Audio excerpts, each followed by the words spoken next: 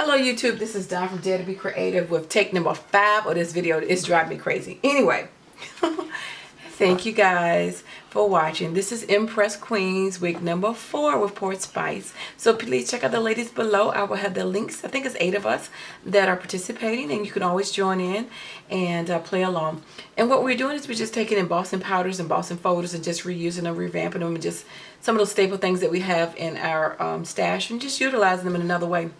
Or the same way of just refreshing our memories that we have those products and just trying them out again. So be inspired and watch their videos, and hopefully you'll get some creative inspiration. And usually, like embossing folders are relatively inexpensive way to build some things up in your stash. So I had an interesting week. I didn't get a lot done. I didn't have a chance to do as much. I'm gonna see if I can tell the story really quick, because apparently my camera keeps cutting off on me because it sends too much memory or whatever. So not this Friday, but last week I went to a crop. At the crop, we sitting at the table talking to one of my friends, and we look at each other, look down, look at each other again, and then look down again and realize this big, huge, like 4-inch water bucket is crawling on the table. She gets up, almost flips the table over, food everywhere, screaming like a girly girl. It was hilarious. This elderly woman walks by and just squashes and kills that water bug. So we just, tripping because we've never had seen a bug at this gym before, at this church that we go to for this scrapbook ministry.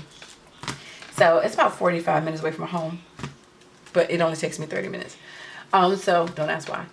So I get home in the AM, and I am putting my stuff away, and I look up on the ceiling in my craft room, and there's like this 4-inch, okay, maybe like 2-inch spider up at the ceiling, and I was determined I couldn't go to sleep until I killed it, okay? Not killed, killed. Not kill, killed. It had to be killed it because it was going to die. It was me or it. So thank God I was victorious. I have issue with spiders because I had one before in my house. It was like one of those wolf spiders, which looks like a miniature tarantula. And my dog was barking at it, going crazy. And I go over there and hit it. And psh, like 1,000 or maybe like 500 baby spiders went everywhere, all over my kitchen floor. We got bit for days. Anyway, so I say that to say that I am determined when it's a bug, it will die. If it's a mouse, it's going to die. I'm sorry. I don't care if I offend anybody. It's not, it ain't paying the mortgage, it ain't paying my car payment. It's got to go. So I had to kill it. So this week, fast forward, as you know, if you watch the news, you've seen that the East Coast has been plummeted with rain, and we've had flooding everywhere. It's just major mess. I did well, and I have no problems though, and the kids out of school and all that kind of stuff, and the city I work in is below sea level anyway, so it floods at a drop of a down. But it didn't do as bad as I thought, even though we had some bad spots, don't get me wrong. But most everybody did pretty well. So that brought out the mosquitoes. That's the tie-in. So I had mosquitoes in my craft room. So I got bit on my face, several times on my face, my cheek, my forehead, my temple, on my arms, my back, my butt, my breast, my ankles. Literally, I had bug bites from these mosquitoes. So all week long, every time I came to my craft room, I was being attacked by 2 mosquitoes, and I couldn't get anything done. So funny. Friday night, I stayed up till like 3:30 in the morning, and I killed both of them. Yay. So this is what I did real quick yesterday. I just grabbed some embossing folders. Didn't get to do what I had planned on doing, but I made a couple cards. But what I wanted to show you was how to take a simple one embossing folder and make it into 2 different ones, and how to use 2 different inks on it. I did use some pigment inks, which really probably using some regular inks might have been better. Not archival though, because that will stain your embossing folder unless you don't care. But using some other inks other than pigment inks. Although there's an advantage to that, but these pigment inks, maybe because the Studio G, weren't that strong. And then I used a couple of my Crafter's Companion dyes and some spellbinded word dyes. And you'll see them. Again, very simple and plain. So the first one I used was the Master Core number 3 by Cuttlebug. And if you can see that image. So what I did was I inked one side with the pigment ink, ran it through the embossing folder, then inked the other side and ran it through the embossing folder. Then after they came up, I took a second color ink and ran across on the paper the rubbed edges, so you can kind of see. I wish the inks were a little stronger so you can see the contrast a little better, but I wanted to show you how one embossing folder can make 2 totally different looks. So with the first one that I did, and I did it also moving the orientation into landscape, makes it also a different look. So I ran it through. You can't really probably see it, but there's a C and an orange under the bottom. And then when it came out, then I took the blue and ran it across it after I had ran it through the machine already. And then this is in portrait. And if you look closely, you can see. This is a prime example. There looks like two different embossing photos. You see that inner circle here of that flower? See the embossed and the debossed look? So that shows you how one embossing photo can give you two different looks, and then also changing the orientation and also using two colors. I apologize that the two colors, contrasting colors, you can't really see that well, but it is an orange in the background, which looks kind of white on this camera. Sorry, it's very light, but it is orange. That's why I have the orange card. And then the purple version of the same thing. Again, the same two embossing photos to give you two different looks. And this is upside down. But anyway, you get the idea of what I'm just trying to show you, how you can stretch your stash by using it two different ways, two different inks, and two different orientations. So then this is the Damask Decor number 4. That look. And again, I did 2 sets of cards out of that one.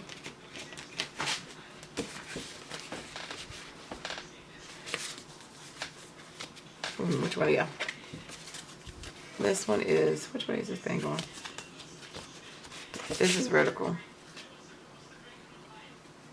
Oh, they're both vertical. I'm sorry. Anyway, so if you look closely, this is a pink and a yellow. So you can see the different look there of the highlighted area. So that gives you two different looks on the same cards. And see, you know, I get a chance to put some bling on it and some flowers on some of these, but just to show you. And then it's the same embossing photo with black and red ink. You can kind of, the black looks kind of dingy looking here, but that's the black in the background. And I use my little Crafter's Companion down there. And that's the Spellbinders, thank you. But again, just to show you how, and then turning it sideways, it's the same embossing photo, gives you two different, totally different looks. So you would think it's two different folders. And then with the lanterns, no, let me show you the antique keys first. This one I used the Tim Holtz Antique Vintage photo. And again, I would put some bling on this and probably some flowers on it, but I kept it simple just for the video. This is the emboss. As you can see, the ink went into the keys and the embossed one, debossed one, I'm sorry. And the background remained white. And then on this one, on the embossed one with an E, the white came forward and the brown went into the background. The Antique Vintage photo went into the background. And that's just a word that I just cherish the moments by Crafter's Companion. So again, two totally different looks, and this is only using one, and that's the Distress ink. So you can use the Distress inks, you can use the pigment inks. Again, the archival one will stain. Then I tried it with some paints. I used the Sheena lanterns with some paints. And as you can see, this is a little bit more splotchy. It's upside down. It's not as precise. And this was the 57 cent folk art paint that I get from Walmart, or you can get from Michael's for 97 cents. Upside down, sorry. And as you can see, you know, a little runoff here, a little splotchy. I don't really care. I think it still looks cute on that card. But I just want you to see how you can get two totally different looks with the paint. You can use your inks. You know, you can use your embossing Versamark pad and then go back and then put your what do you call it, embossing powders on it, or your Perfect Pearls, which I didn't get a chance to do that. And then on the last one, this was just with the bubbles, just playing through to show you another thing you can do is to make like an ombre or rainbow effect. This is not the best example, but because I did it real quick. But I used 4 of those little paints just to show you. And if you could have blended it, you could have blended it. You can use your daubers, all that kind of stuff. And this is the embossed, the debossed. I keep saying the word debossed. And this is with just stamping the e-pad across it. So just to show you again, you can use it, the same embossing photo, and different techniques. So again, thanks for subbing, thanks for liking, and stay tuned for the giveaway. Be a subber and like the videos and comment. Take care, God bless, and kill a bug. Bye-bye.